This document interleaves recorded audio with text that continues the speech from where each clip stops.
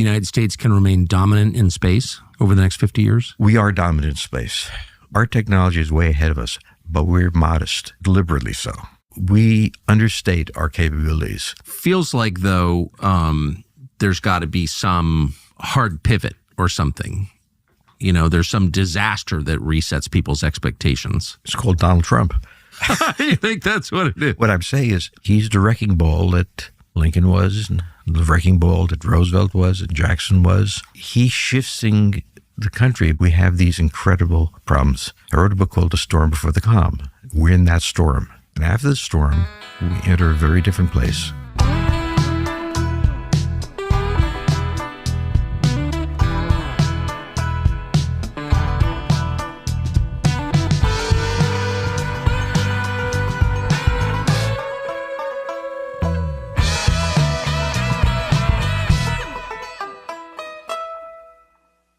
George, thank you for doing this. So you have made a career of predicting the future, and I think that you've done a better job than anyone I've met in predicting sort of the big picture movements of nations. Clearly we're in, and I hope we can talk about this, in a transition away from the post-war order. But I just want to start at the end. Where do you think the United States will be in 50 years? Well, I think the United States is withdrawing not to isolationism, but to Fortress America. It's interesting that the Mexican president called for a Fortress North America. Yes. And it was a very wise move. We were forced to be engaged in the wars because the United States cannot be invaded. Canada can't invade us, no matter if they'd like to now. Mexico can't invade us. It's the command of the sea that's our defense. When the Germans started U-boats in the First World War, sinking Lusitania, yes, that's when we intervened. When the British Navy looked like it was going to fall in the hands of the Germans by invasion, that's when we got agitated. When the Japanese attacked Pearl Harbor, that's where we're agitated. So we're a unique country, enormously wealthy, and immune from attack except from the sea. So our basic strategy has to be command of the sea. Now, when the Russians ended World War II, we were terrified that they would conquer Europe, not because we loved the Europeans, but because what if they had control of the Atlantic ports in France? What would the Russian Navy do? So we built a forward strategy. Instead of waiting for that to happen, we built NATO. And NATO existed primarily to block the Russian entry into the Atlantic. We had to rebuild Europe in order to make it viable. And they lost their empire, and that became the Third World officially. Yes. And we fought constantly with the Russians, hand-to-hand combat, sort of covert operations, trying to block them. And that's for the last 80 years what we did. Well, Russia proved in Ukraine that it is not going to be able to occupy Ukraine. It can't occupy Europe. And the Europeans have had a free ride, and I think that's pretty true. And our commitment is to the defense of the United States. The major danger to the United States is, of course, nuclear war. And that battle is fought in space. Satellites sensing launches, being able to do mad, mutual assured destruction, and so on. The next 50 years will be about a much less integrated U.S. with the world, not isolated, not certainly trading intensely with countries. But we have spent the past 85 years in constant warfare, small, large, covert, overt. I participated in some of that, and it was exhausting. So the country really doesn't have to do that. So what I see happening is two things.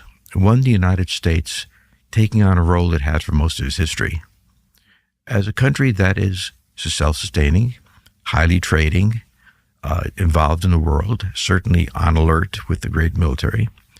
But the next battle is going to be fought in space. This sounds strange, but it would have been strange if World War I to say the next war in Europe would be fought in the air and that nuclear weapons would arise. We were protected from nuclear war by mutually assured destruction. It was the one war in which the leaders themselves would be killed in the first round. We would hit and they would hit. And so there was no war because we had 30 minutes warning, because we had radars. And after the U-2 was shot down, and we were kind of spying on the Russians, they were spying in other ways, we launched satellites. Remember, the first American satellite and the first American-Russian satellite were launched a month for each other. First American man in space and first Russian man in space launched weeks apart. So I always wondered, and I don't know, that there was a kind of collaboration between the Russians and Americans to maintain MAD, Mutual Assured Destruction. It was a really neat name for it. Now MAD is short from space. Satellites are flying there. Satellites, one, blocked the Russians in Ukraine. American satellites could see small units down a meter level resolution. And we put in things like HIMARS, these missile systems that could, with precision, hit them. So now tactical war is governed from space. MAD is covered from space. And space is full of debris, anti-satellite systems. The Chinese are launching them constantly. We've launched 200 satellites this year. So... Communication satellites? Military satellites? Absolutely. Well, they're all communication satellites. They're all looking for, climate on the Earth. That's what they want to look at. These are all spy satellites going up there. And they're looking to the Earth, and they're maneuvering around each other. And one of the things the American public has to understand is the importance of space as a strategic facility. Huh. And in due course, it'll emerge. But the next 50 years for the Americans are going to be, I think, a very golden age. New technologies are coming. Every age we have, every cycle we have is built. The last one was built on the automobile, transforming it. Now it is built not so much on artificial intelligence in my mind, but on material science. We are crafting new materials at molecular level for space. Physical materials. Physical materials. For example, the lenses on satellites can see things that glass can't show them. They have acuity that can see a platoon operating. And when you reach that point, there's also massive changes in medicine. We're able to re-engineer genes, in fact. So it's in the first stages, but not in the primitive stage. So just as the automobile changed our life and the railroad changed our life previously, and canals before that, material science, I think, is the radical innovation based on artificial intelligence having a major component to it. And all of that material science is developed for space, for survival of machines in space, particularly in telescopes. They were able to, there's a company called Promethean that's put solar systems on satellites so they can survive and energize the satellites to maneuver. And it's a really extraordinary thing. And while we focus on Ukraine properly, we fail to understand that the reason the United States did not intervene with troops is we had a better solution. We spotted the Russians moving. We could order the Ukrainian forces to be right in their way, even though they were a smaller force. We knew where they were coming. And more importantly, we finally put in something called HIMARS, which was they could launch 6 rockets at a time, much better than artillery because the explosive force was great. And when there was Russian concentration. Now, this is an American was always in one of them, just one American. It was Ukraine operated, but he had to put a card in to let the machine run. So then they pulled the trigger. So the Americans are more deeply involved than was known, but not militarily. We were not taking casualties. And it was about time that we dealt with a problem without taking casualties. So you believe the United States can remain dominant in space over the next 50 years? We are dominant in space. When we go back to the Cold War, there was a time that was talking about missile gap. You might recall that. There was no missile gap. The U-2s went over the place and They spotted all the. We were way ahead of them. Our technology is way ahead of us, but we're modest, deliberately so. It's not that the scientists don't brag about it, but we understate our capabilities, and we overstate the Chinese. That's always a good way to get budgets. We are much better at this. We've been at it a long time, far longer, and the Russians are third. The Russians are not second. Chinese are second. But command of space is now what the command of oceans was. Interesting. And you think the Pentagon deliberately overstates Chinese capabilities in order to justify its budgets? The Pentagon would never do that.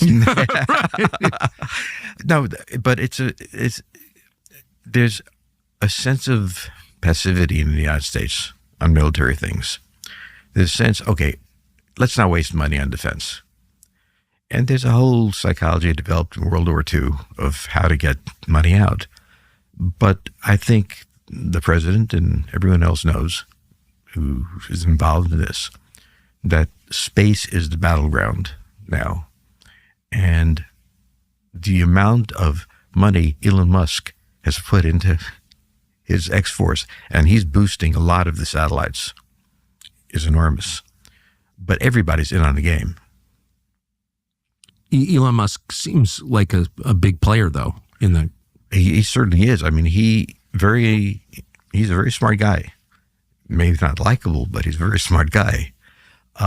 He went into electric cars, and then he went into, along with people like Maya, the Amazon king, I forget his name, Bezos. He went into rockets.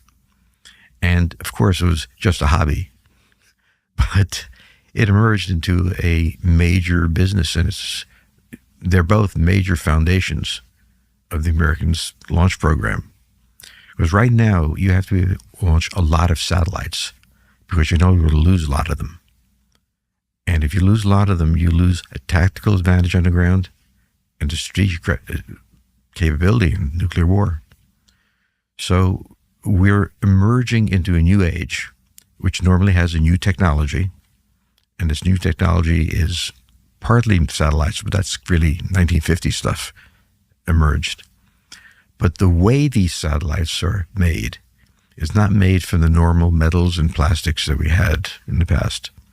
Particularly their sensors are built with material science and solar energy and extraordinary things that will be integrated into the Earth as World War II technology became very present in the American economy in the 50s.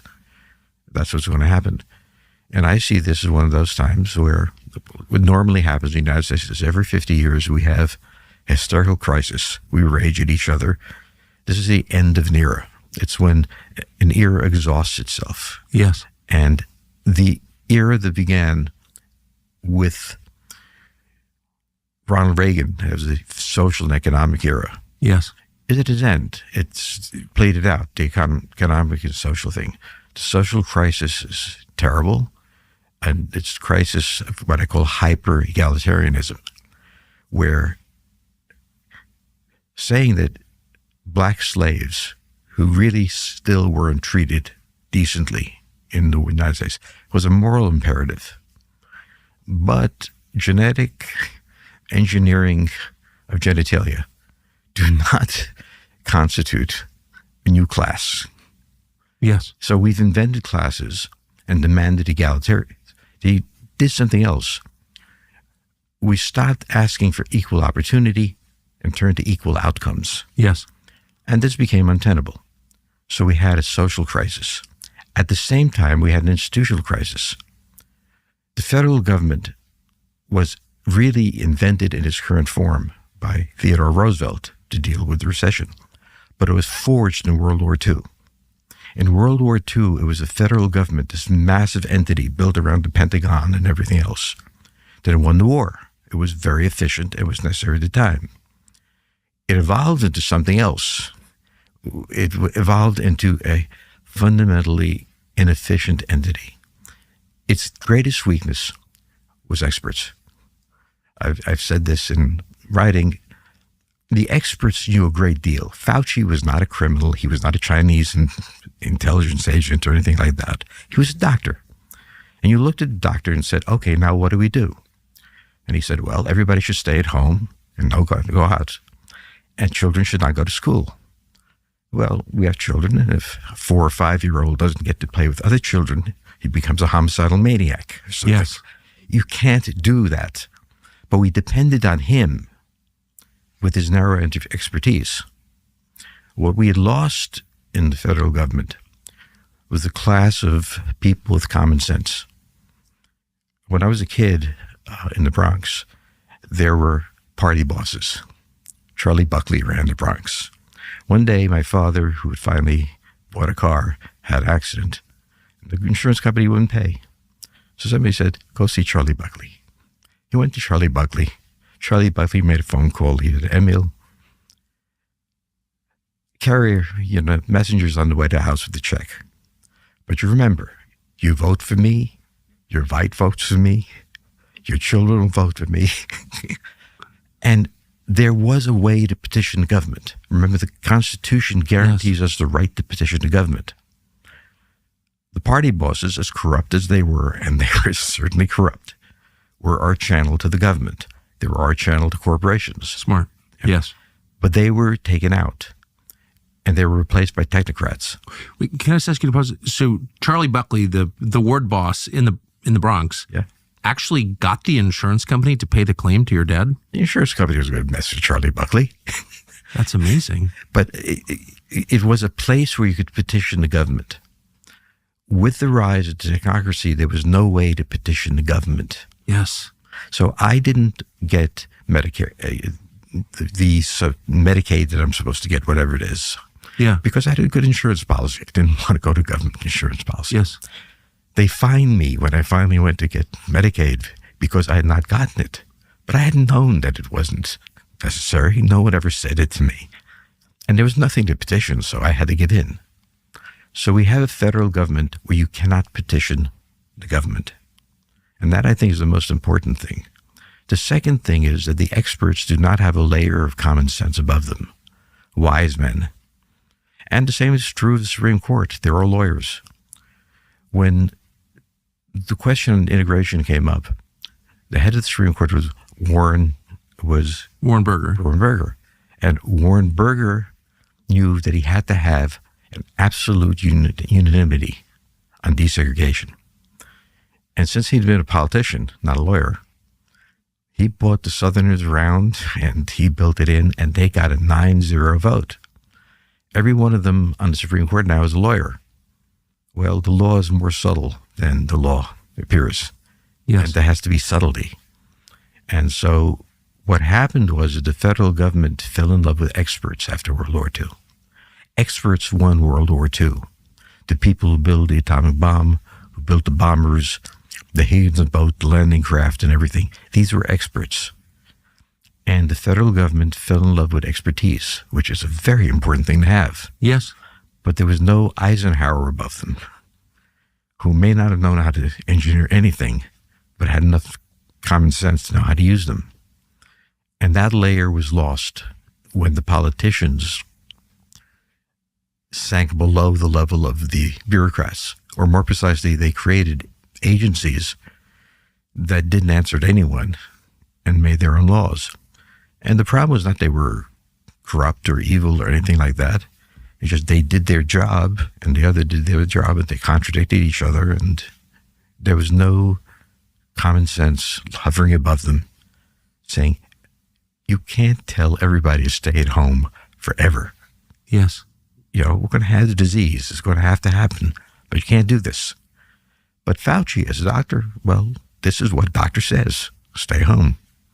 He doesn't tell you what to do about your job, that you're going to lose all your money. Right. It's not his concern. That's not his concern. That's the problem. The problem is expertise, the technocracy. And what's happening right now is what would happen with any president. But, we certainly have a president who is doing that job, radically disrupting the presidency. It's like the first 100 days of the Roosevelt administration, when he shut down all the banks, a bank holiday. the banking system was collapsing. He wound up trying to stuff to more people on the Supreme Court. So the same problems. So at the times we transition, at the times when great presidents like Jackson or such come up, we have these incredible problems. I wrote a book called The Storm Before the Calm. We're in that storm. And after the storm, like in the 50s, we enter a very different place, and a much more pleasant place, and a much more profitable place. But right now, we're in it. If you care about privacy, then listen to this.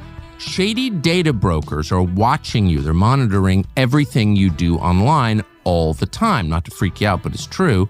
Then they're selling what they learn about you around the world. This is how your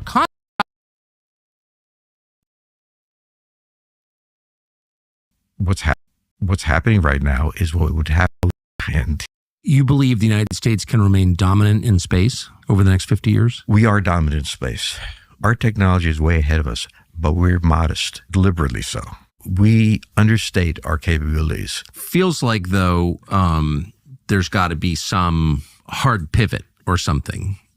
You know, there's some disaster that resets people's expectations. It's called Donald Trump.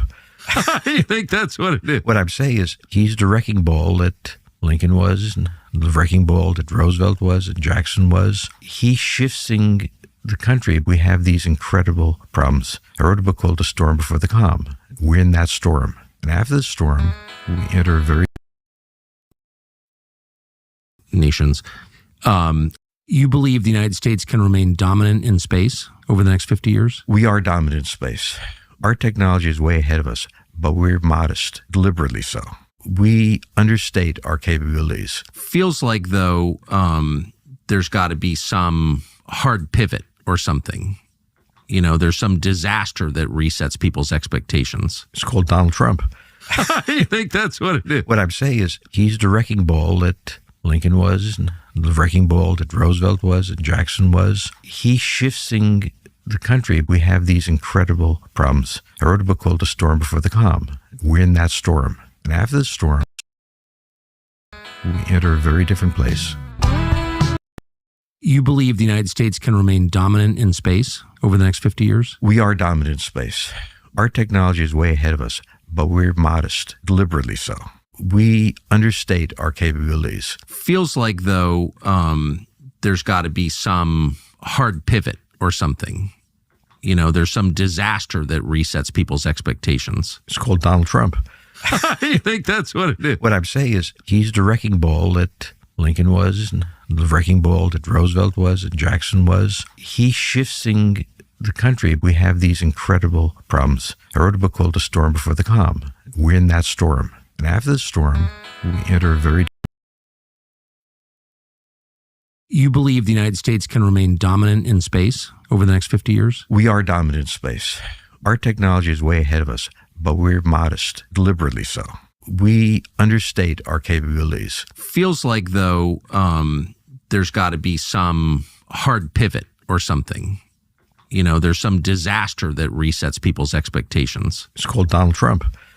You think that's what it is? What I'm saying is he's the wrecking ball that Lincoln was, and the wrecking ball that Roosevelt was, and Jackson was. He's shifting the country. We have these incredible problems. I wrote a book called The Storm Before the Calm. We're in that storm. And after the storm, we enter a very different place.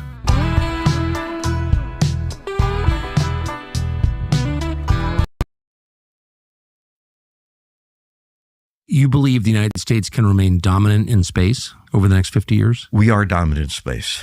Our technology is way ahead of us, but we're modest, deliberately so. We understate our capabilities. Feels like, though, there's got to be some hard pivot or something. You know, there's some disaster that resets people's expectations. It's called Donald Trump.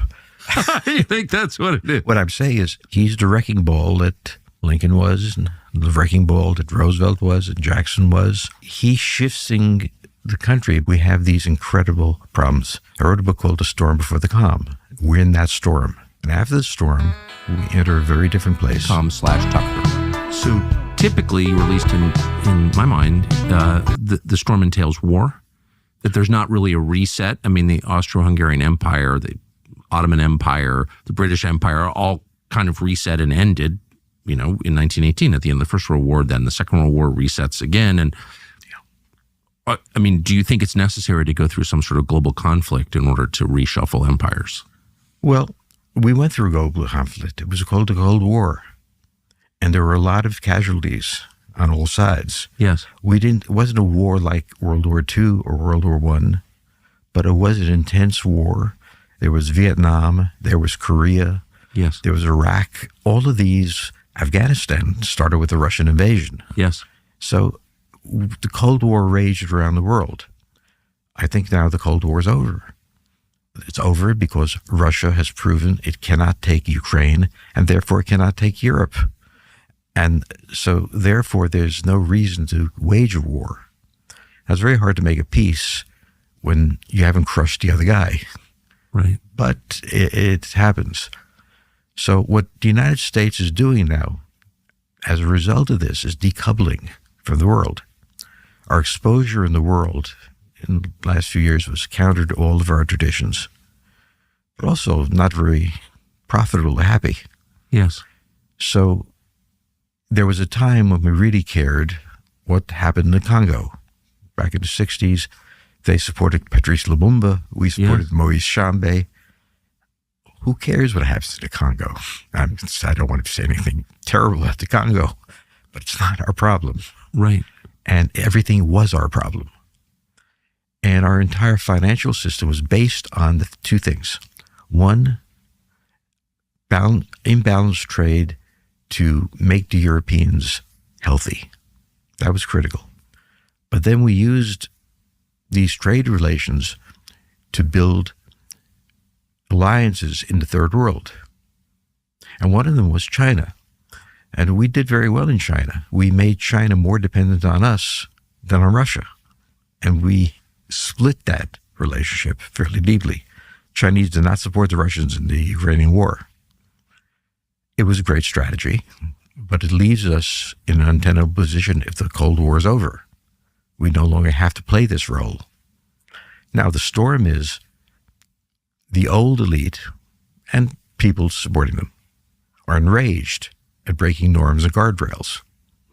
Well, this country is built breaking guardrails, rules. It was called the revolution.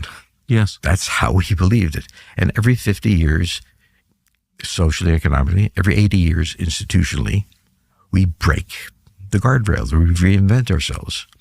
We're a country of invention. We're a country of reinvention. And when that happens, there's a terrible fight between the ancien regime, the old regime, if you will, and the emerging regime. And Roosevelt was considered a dictator, was charged with being a dictator. Roosevelt was said by Walter Lippmann, a very renowned person, the least capable president in our history. Okay? And so Jackson was, and all of these were. So he may well have been incompetent. It may have been his staff who supported it. It doesn't matter. But the United States is a great country because unlike European countries, it reinvents itself. The war comes, the war goes, and we change with it. The Europeans fundamentally stay the same. So does China. How is the U.S. changing now? Well, firstly, what's ending? The first problem that I said in the book, and this was published in 2020, I think, was the universities. The universities is the engine of our social structure. It's where the people come from. And the universities had become ideological places, as they usually do, but the ideology was outmoded. Yes. And the universities had become massive, inefficient entities. So it's not simply the government that has to undergo a dramatic change. Harvard, who had been the place where the wealthy went, became a place for immigrants to go after World War II. Harvard has to change. Now, the engineering part of this is difficult. And whether the president is engineering it well or badly or not, it's being re-engineered. And the opposition comes from those who see no need for change. Yes. Who see no need not to go into Ukraine. Right. But Biden saw no need to go into Ukraine. So it's not, we can't base this just on personalities. Right. It was Biden who established a strategy of not going into Ukraine, but sending every miserable weapon we had. He used satellites first. So I tend to depersonalize history. Every president is an egomaniac. He has to be. To believe you can be the president of the United States, yes, you have to have an ego. The difference between Trump and everybody else is he doesn't hide it. He celebrates it. But I grew up around 4 miles from him. We were living in Queens. We'd left the Bronx. And he lived in Jamaica Heights, which is a very nice place to live. And I lived in Springfield Gardens, 4 miles away. Not nearly as nice a place. But that's how we behaved. We strutted around. We threatened people. We didn't mean it. We had a fist fight. We became friends. It was, for me, his personality is not alien. For my wife, who comes from upper class Australian life, it's horrible. How could he behave this way? Right. For me, yeah, the WASPs don't like Trump at all. Hey, I remember Dominic, my buddy Dominic in Springfield Gardens. Yeah. He was the twin to Trump. Was he successful? Oh, yeah, he's an accountant now in Long Island.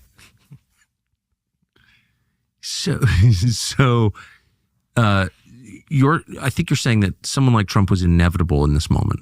He didn't have to have this personality. Yeah. Eisenhower, who was a very wealthy man, and I don't think he saw anybody who was poor who wasn't his servant, cast himself as the champion of the poor, convincingly. Presidents are actors. Presidents shape themselves to the moment.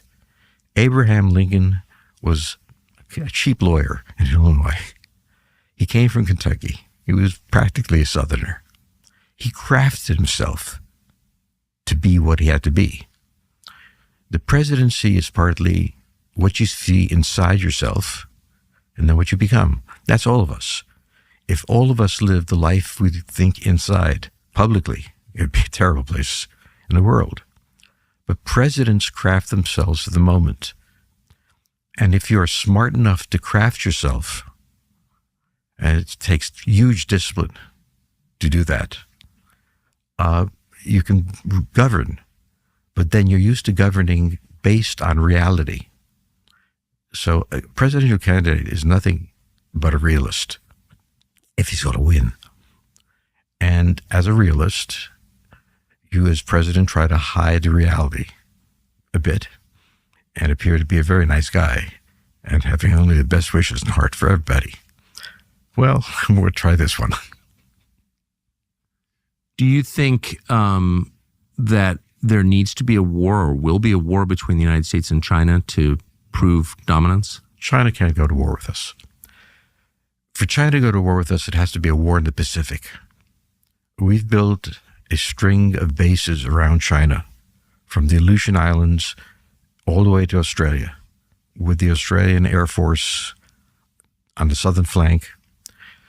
And there are only narrow passages through these islands. The greatest thing we did was convince the Filipinos not to go with China, but go with the United States. We now have 4 bases in the Philippines. And these block all the exit routes. So, for example, to invade Taiwan would be a very interesting thing for them. It takes about 10, 15 hours for a landing craft to reach Taiwan from China. At that time, our satellites will pick up the landing craft. And if we're in the mood, Guam will send a missile out to take it. There's a reason why the Taiwanese always threaten to invade Taiwan and never do. They can't.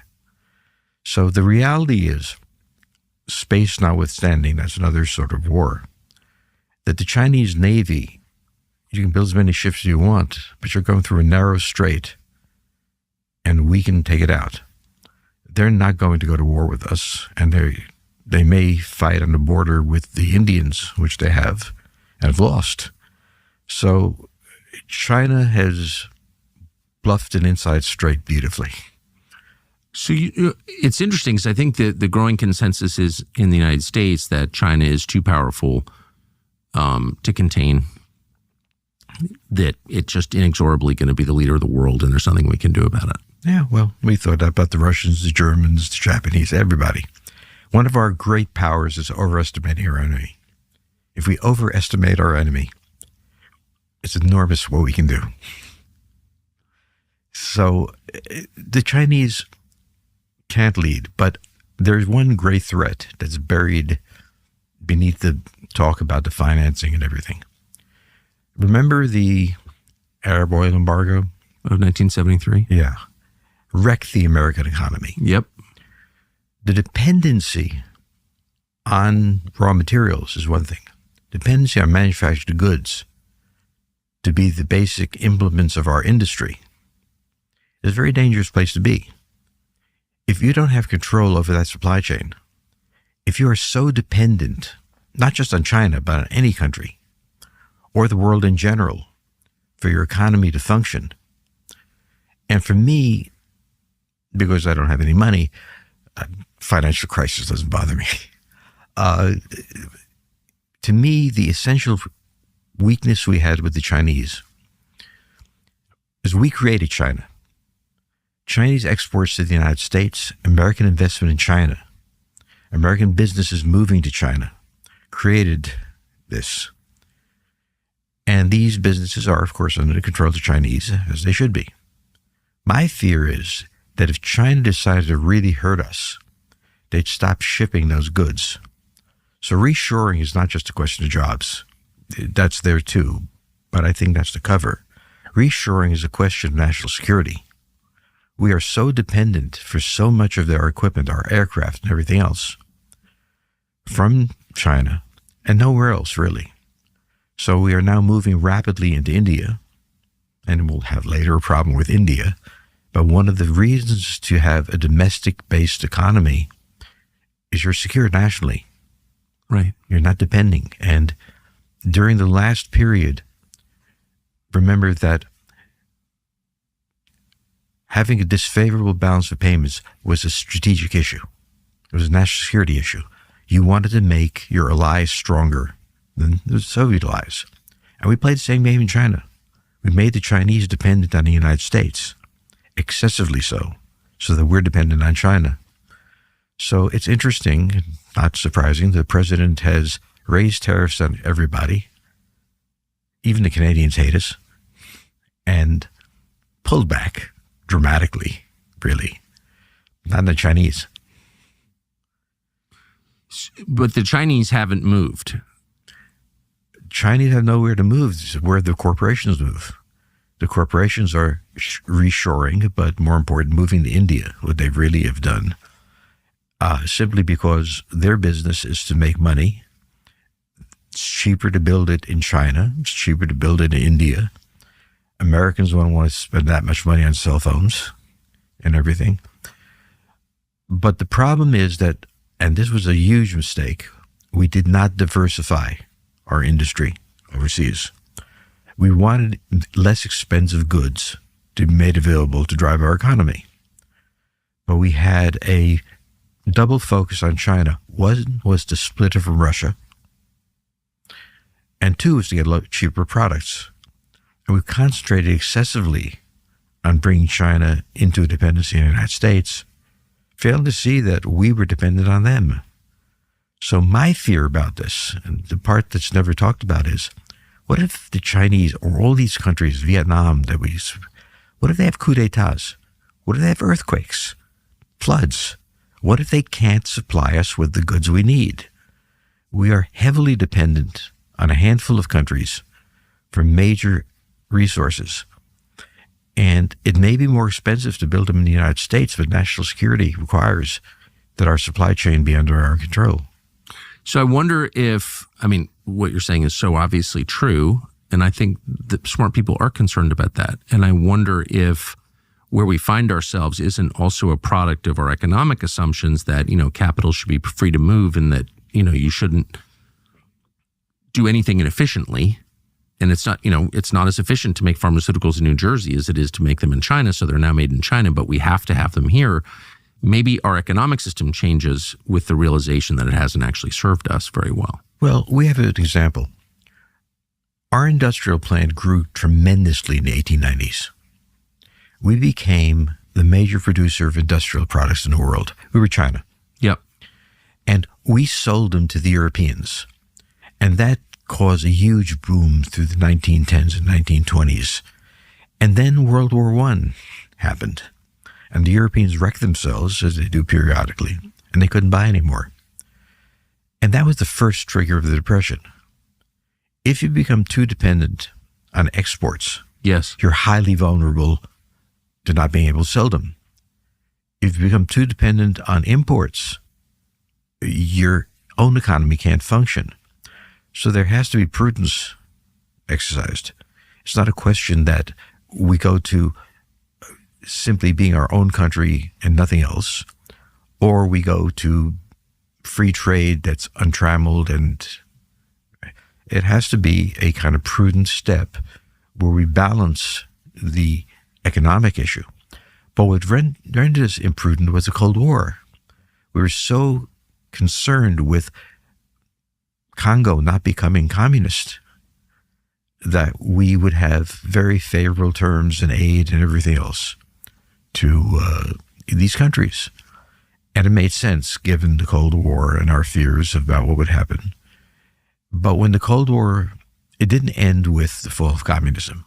Cold War ended with the demonstrated failure of the Russians to take Ukraine, which they should have done in a week if they were what we were afraid of. That's when it ended. But nobody rethought it because, 10 years is not that much of a time frame, 3 years, whatever. And we are now facing the fact of how exposed we become and how irrational is the system now. It wasn't rational 10 years ago. It was pretty intensely this way. But given that a nation is not just an economy, it is security, the national security consideration outweighed for the moment the economic consideration, the financial consideration. At this point, it has to be re-engineered. So I look at history in two ways. One, there is the path that it's going to take, that has to take. Yes. Then there's how you engineer it. That's what presidents do. They're engineers. Now, is this a good way to engineer it or not? Well, he's following the Roosevelt model. First 100 days, almost over. Before any opposition can form against you, go wild. Then when the opposition forms, and I saw a poll today saying that 80% of the Republicans oppose him on courts and stuff like that. And, the opposition is formed. And then you moderate and you shift and you do politics domestically. We haven't seen him do that yet. Now the question will become an engineering one. One, does he see another way? And two, frankly, a personality one. Does he back off? But what Roosevelt did, and he was a very slick guy, is he pushed to the limit, challenging every court there is. Every court was ruling against anything he tried to do. Okay, you can't do that. And so he train wrecked for 100 days. Now, I think we have 7 more days left before the 100 days. And we're about at the same stage. But Americans have no sense of history. They don't ever say, oh, we've seen this before. Right. Because we didn't. We weren't alive then. Yes. And we don't remember. And we don't remember the Civil War. And we don't remember Jackson telling the Supreme Court, well, if you want the Indians to stay where they are, you go keep them there where they are. I'm not. So we don't remember that we've done this before. So it took a bar in Carlisle, Pennsylvania for me to realize this. A bar in Carlisle, Pennsylvania? I was teaching at a college in Carlisle, Pennsylvania, and also the U.S. Army War College at the same time. And I went out drinking with some colonels who drink well. And, they were moaning and complaining and all sorts of things about what America has become. This was back in the 70s. It was, what the economy has become. The troops under us are not reliable, and it was terrible. And I was sitting there wondering, because I was having a fine time in my life. I didn't see it was any terrible. Had this ever happened before in America? That there'd be such a disjuncture between the prosperity we actually had, in spite of everything, and the misery that these men dedicated to their country.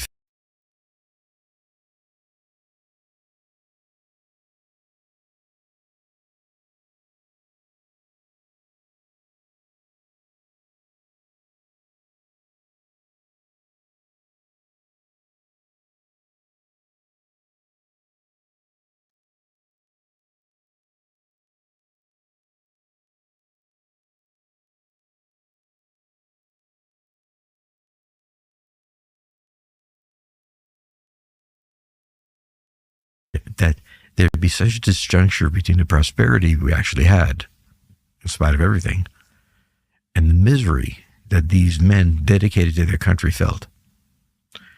And I had a choice between picking up the waitress or going to my study and thinking about this. The waitress turned me down, as they always do, and I went to study. So I started looking back in history. This was back in the 70s, really. And I started noticing patterns that I couldn't explain. Patterns of deep crisis in the government. And then I noticed, for some reason that I can't tell you why, it's about every 50 years. Every 50 years we have a social and economic crisis. The last one being Reagan, when he came in on, after the 70s. And every 80 years we have an institutional crisis. We founded a country. 80 years later we have a civil war. It determines that the central government is in charge. The federal government is in charge of the states. 80 years after that we invent the federal government. That was World War II. So it's about that time. So I was able to say, years ago, in 2009, I wrote a book on this cycles, saying that, the 20s are going to be hell, guys. Get ready. And then I was actually managed to pin it down to the election of 24. Wow. Which was pure luck. It was a guess. It was no genius involved. But it was apparent to me that we could not sustain the system as it was. And there were two breakpoints. One was the universities diverging from society.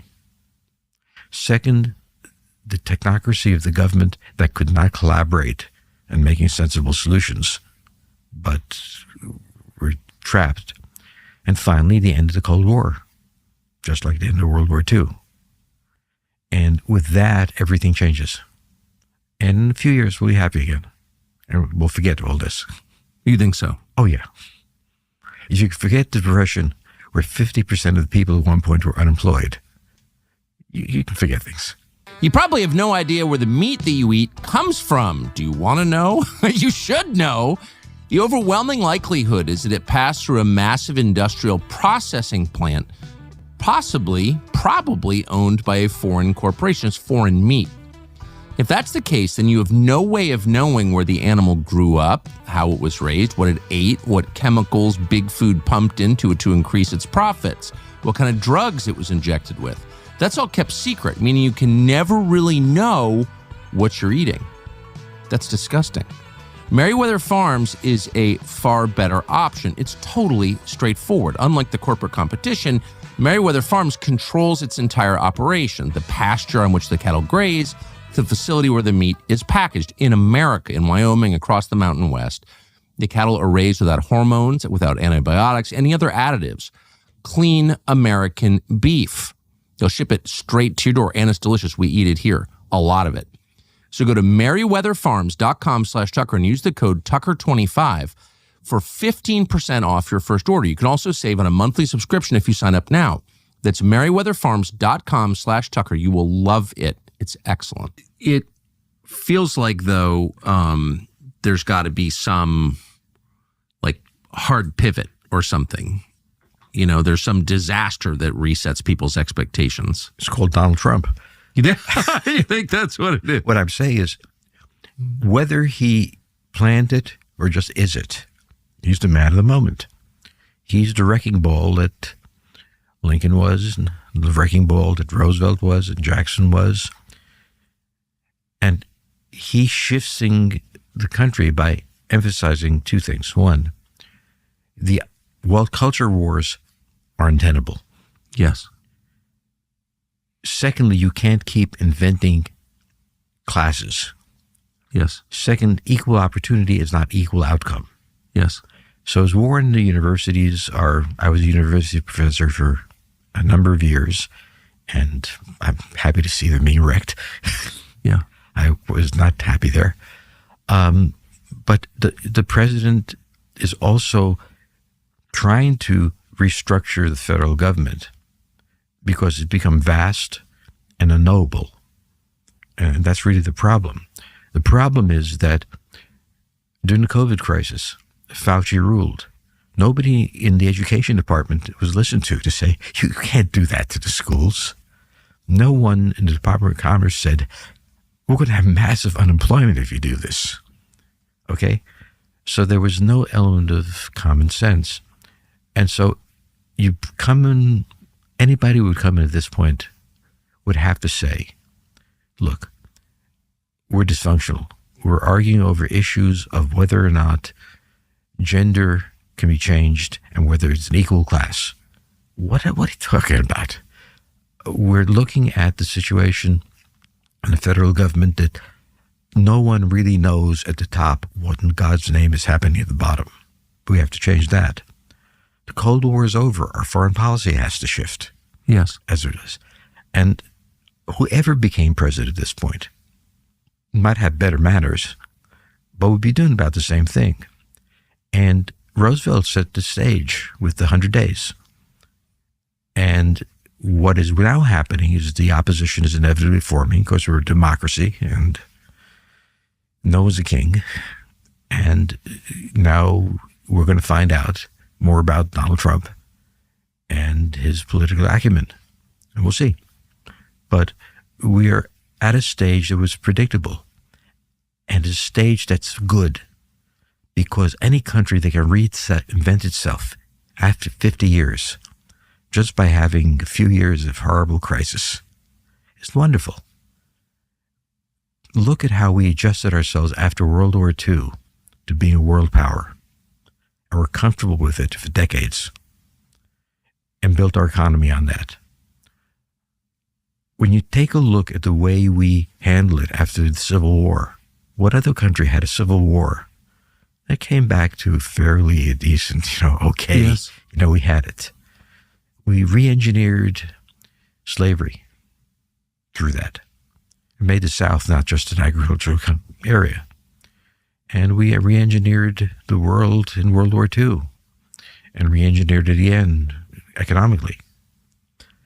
And after 50 years, it's obsolete and you're trading your car regularly because you don't want your neighbors to think that you can't afford it.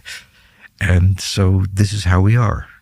It is inherent in the American culture that a crisis looms where other countries would live through it and evolve and not be willing to change. We transform ourselves, and it's really not fun to live through that time.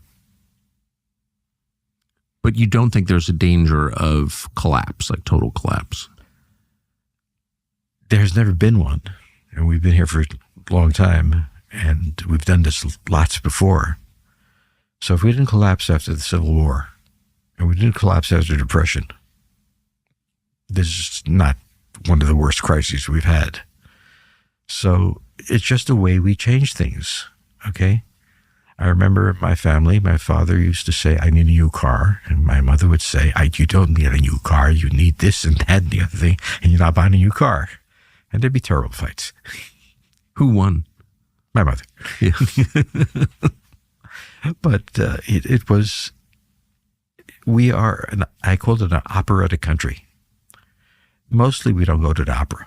But every 50 years we hold an opera that is amazing. Are you concerned that the United States will be sucked into a global conflict in the next 3 or 4 years, either in Eastern Europe, Middle East, or Asia? I think not, because there is no power in the world that can still challenge the United States. The Russians have demonstrated that their vaunted Red Army, now not red, is incapable of overrunning a much smaller, weaker country, that after 3 years of fighting, they only hold a small sliver of it. And that's goes in keeping with what I used to think. It was taught by a man called Andy Marshall, who's the head of net assessments. And he said, the Russians are not nearly as good as everybody believes. So I was once in Hungary, and I was born there, and I was watching a Russian maneuver. And the gas lines were leaking.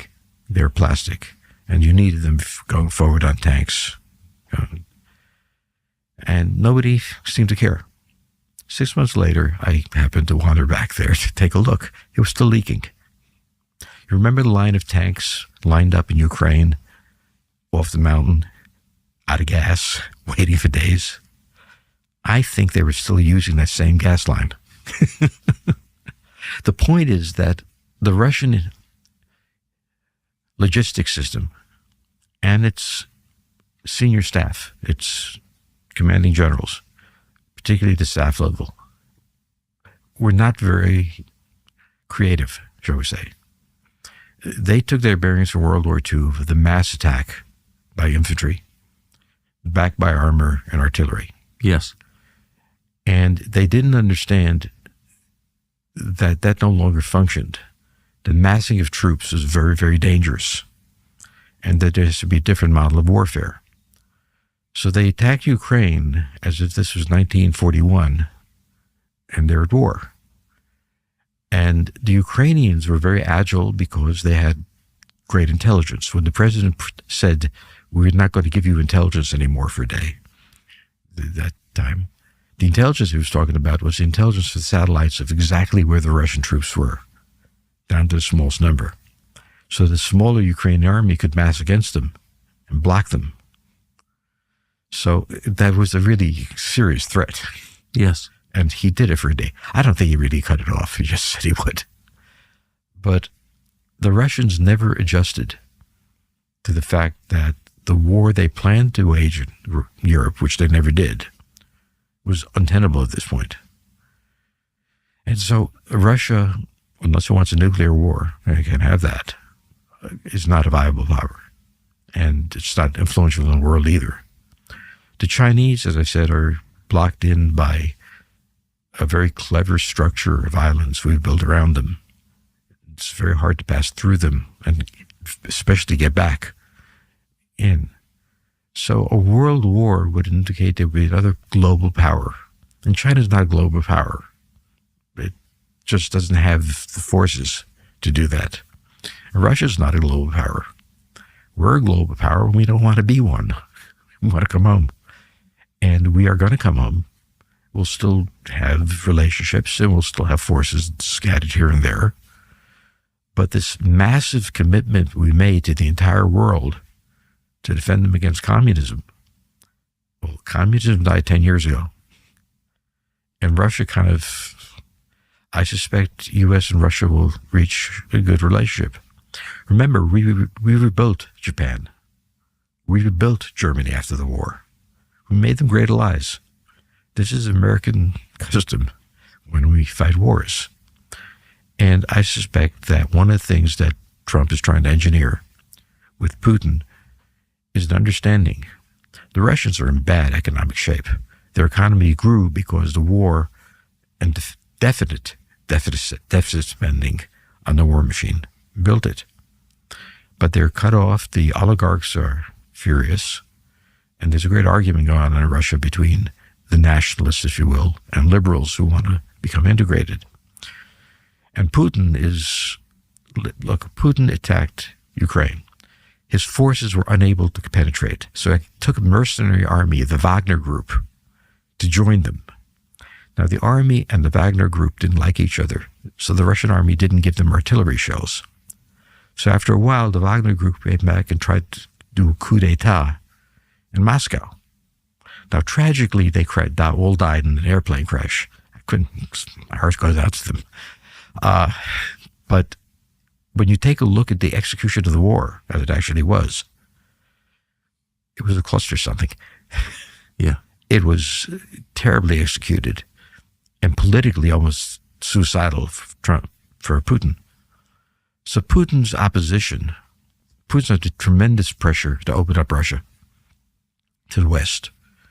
It's a wonderful investment opportunity, and many hedge funds in the United States are gathering funds for investing in Russia. Land is cheap. Workers are fairly well educated. Work cheap. Close to Europe. All sorts of things.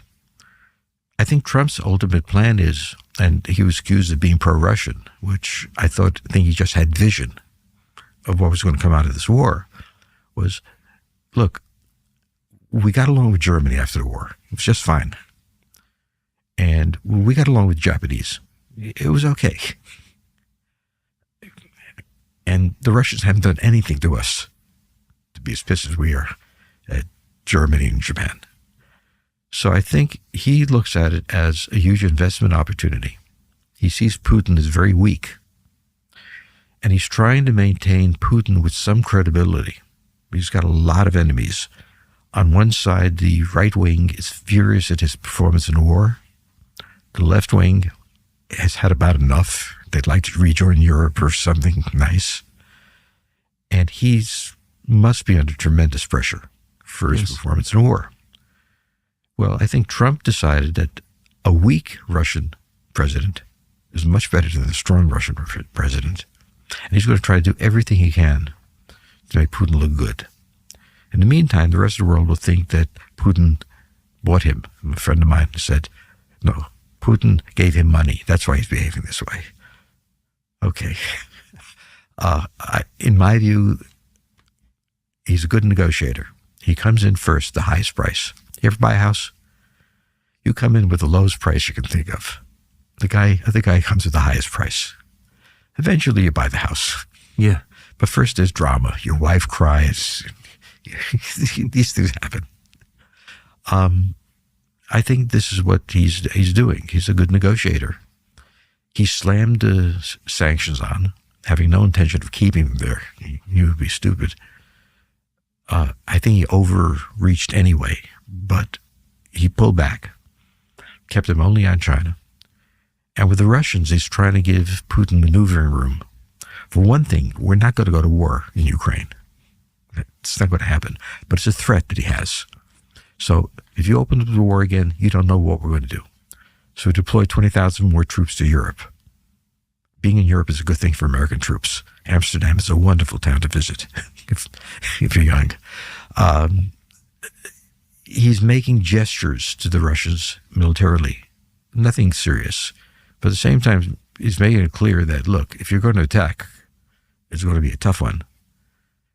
And Putin is not going to attack. But Putin has to come down having won something and can't appear to be capitulating the United States, which he's going to do.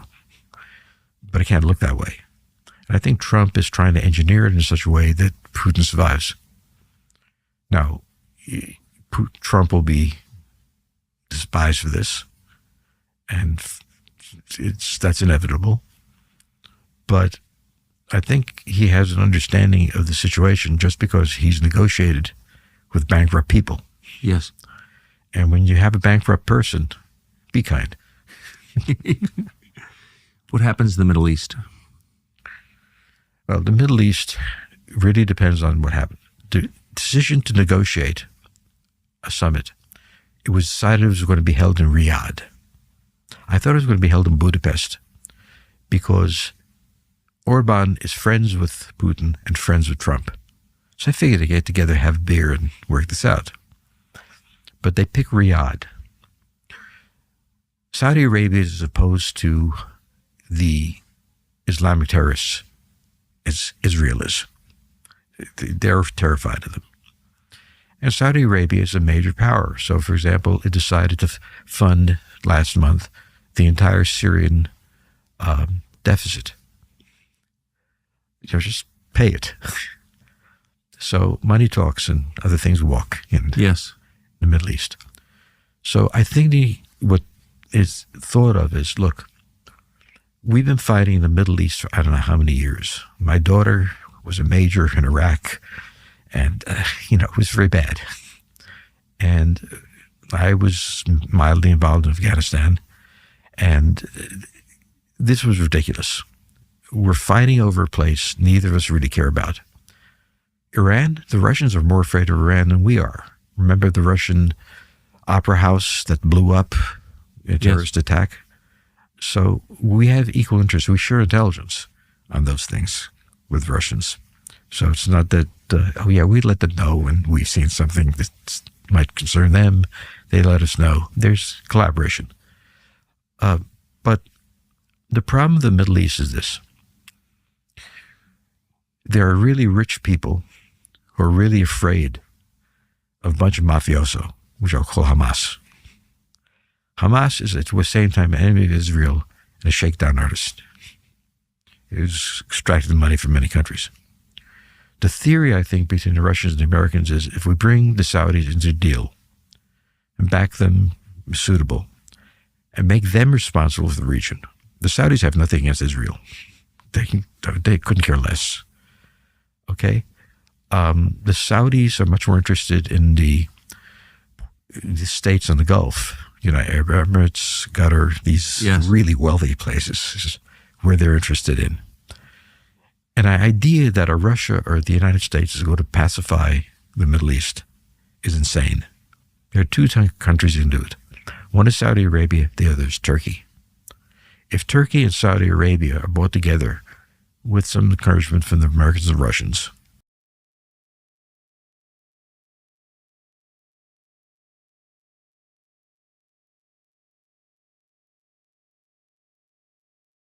that a Russia or the United States is going to pacify the Middle East is insane.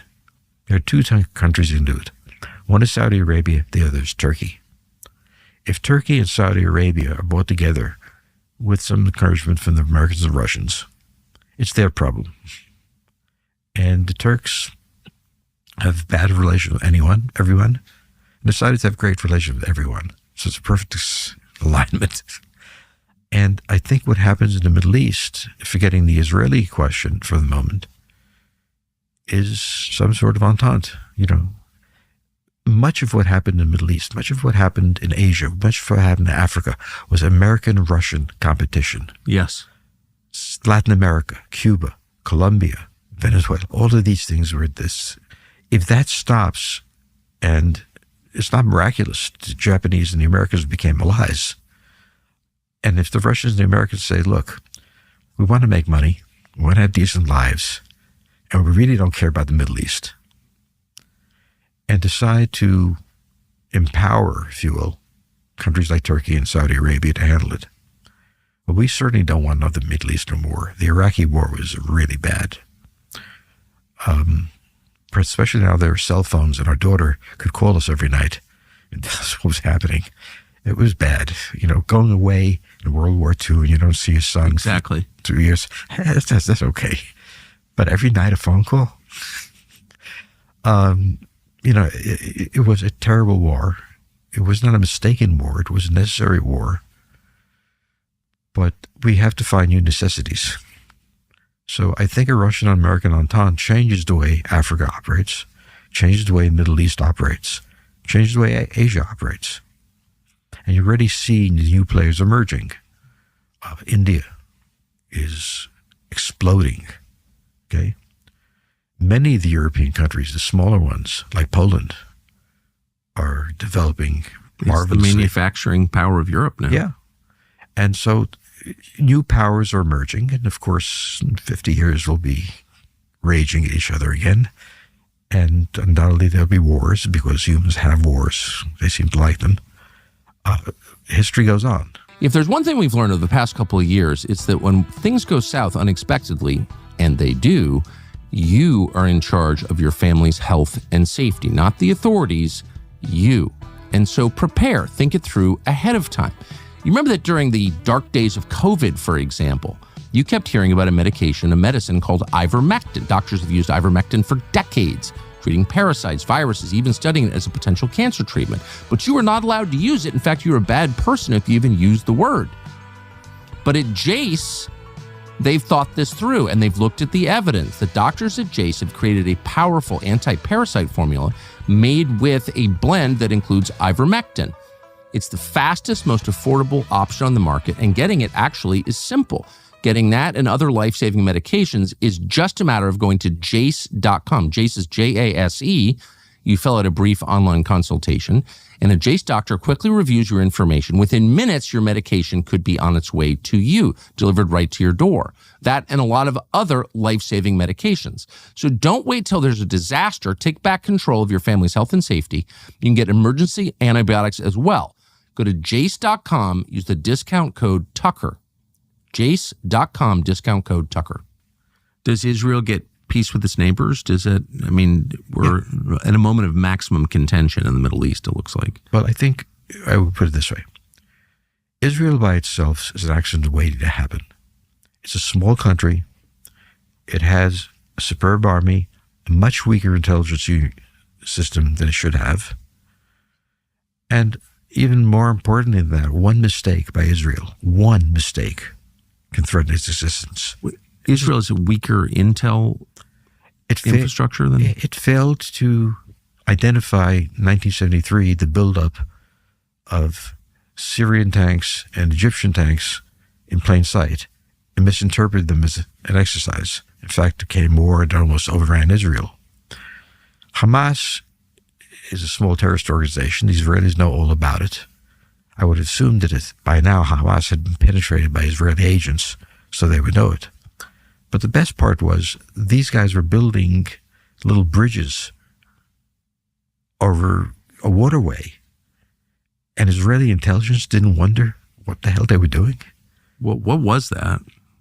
It was a complete break. The Israelis published a report on it, and finally fired the head of intelligence and everything. It was a massive, major Israeli intelligence failure. That war should never have been allowed to start. But then the Israelis also followed this very strange strategy. They started bombing Hamas territory. It failed to end them. So they bombed them again.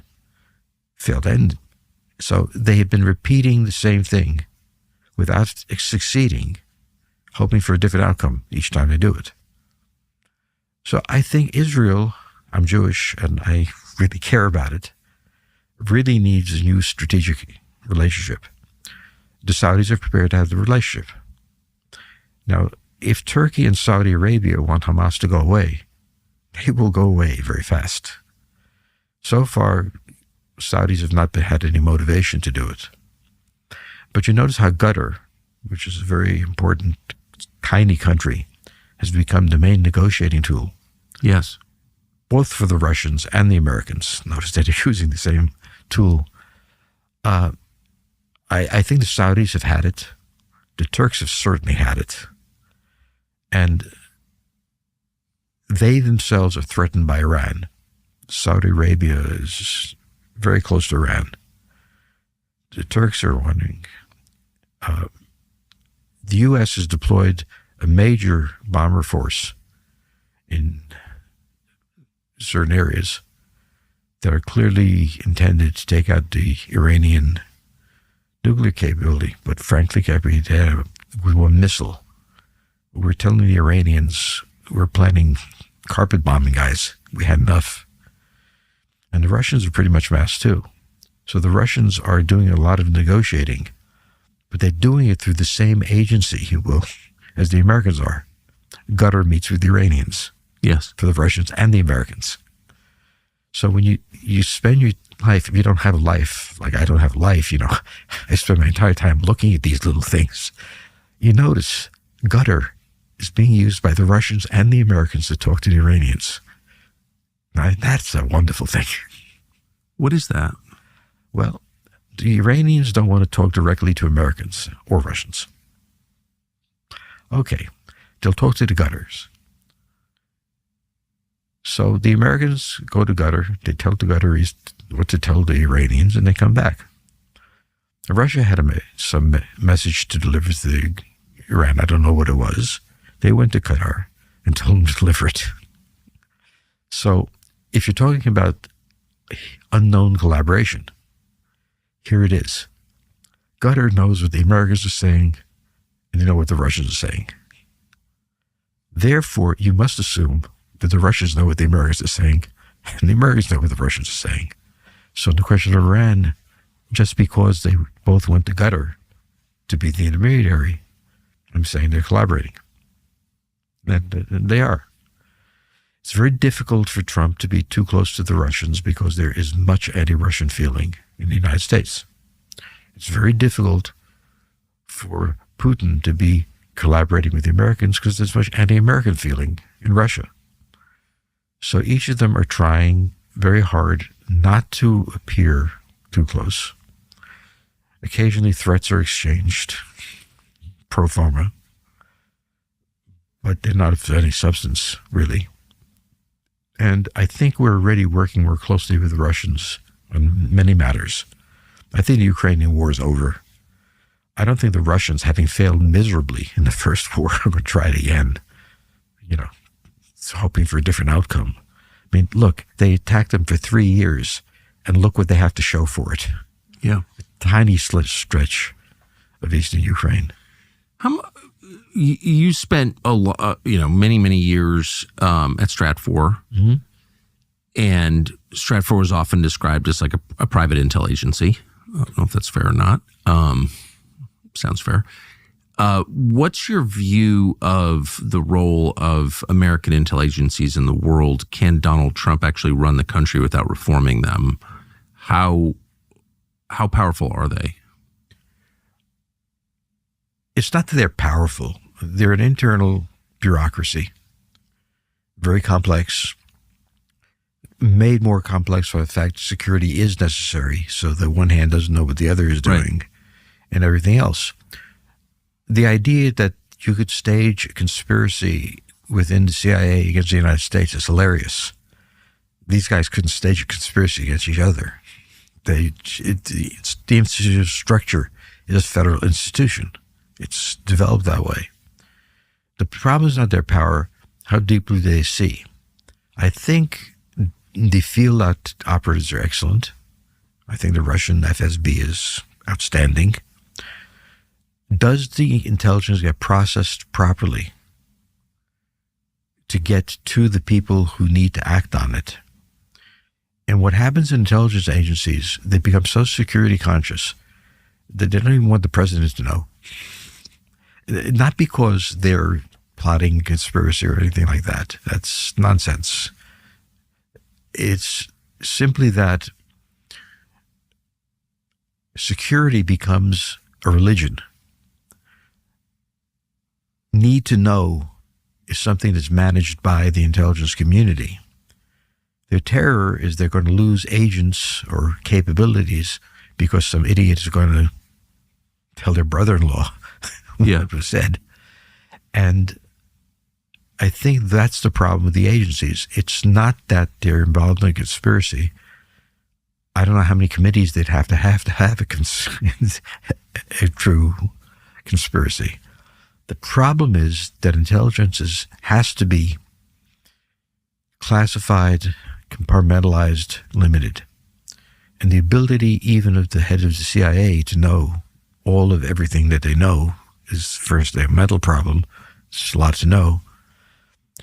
And you can say we had the intelligence, but where was it buried? And how has it gotten out of it with security?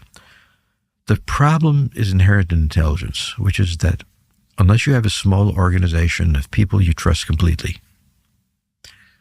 a large organization of people on different levels of security, the flow of information is very hard. And the person who might be able to make sense of it maybe isn't clear to have it. So you have the inefficiency that you see in a federal department exists in the CIA as well. Now, how do you reform an intelligence agency is very hard because you need that security. You need that compartmentalization. You need to protect your sources. You need to protect your satellites. You can't spread it around. And so what the British always had was a very small intelligence agency. Their view was with MI to be very limited in the capabilities they had, but very smart in making sure the information got to the people who had to have it. And it was always odd that of the Five Eyes, the five intelligence agencies share everything. which is a very important entity. It's Britain, it's the United States, it's Canada. I guess they're still playing. It's Australia, it's New Zealand. It might be called the English-speaking world, but we wouldn't call it that. Sometimes they laterally trust each other at that level more than they trust the upstairs and downstairs.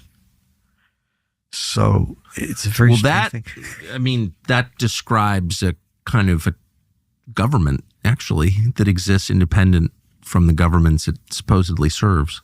Well, the problem is the Department of Education was supposed to serve education. Right. No, I don't know who it serves.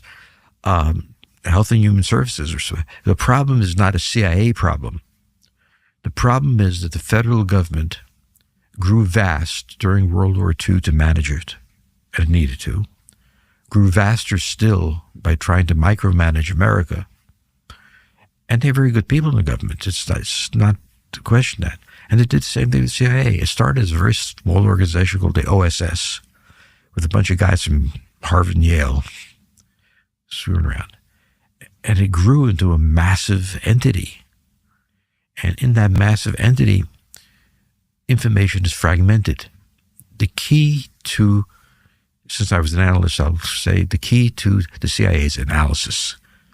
Collection is nice, but it's worth nothing until it's analyzed. Right. What is it? If all the analysts can't see the information. So, for example, I spotted the Russians speaking to Qatar and the Americans speaking to Qatar. Well, it was New York Times, so what the hell? But can someone recognize it? Well, when you're under such constraints of what you can see and what you can think and so on, you're just another federal agency. So it's not something unique. It's not a government. It couldn't govern anything. It isn't even a conspiracy. It couldn't organize one. The problem with the CIA is the same thing as the problem with the other agencies. And it's very easy to say, if you want to say that this idiotic act was clearly planned by someone, it had to be the CIA. Now, there are idiotic things planned by the CIA, also wonderful accomplishments. But conspiracy is a very hard thing to keep quiet, especially if you need a lot of people. So it's not a government, it's a federal bureaucracy, and it needs reforming. And reforming the CIA is going to be a very complicated thing because you have to maintain security. Yes. And firing a whole bunch of people, doing the Elon Musk routine. Holy smoke. Can you imagine all the irritated people that now have all sorts of intelligence? And the CIA is not in danger of being shut down or even its budget examined. Like, we have no idea what the CIA budget is, of course. And everyone I know who's, on, say, the Intel committee is a loyal servant of the CIA. So we're nowhere near anything like that. But my last question is kind of a bigger question. Do you think, as a student of history, that it's possible to wind down an empire without great suffering and humiliation? Can you just sort of gradually pull back? It's a very difficult thing to do because your own population takes pride in being Roman. Yeah.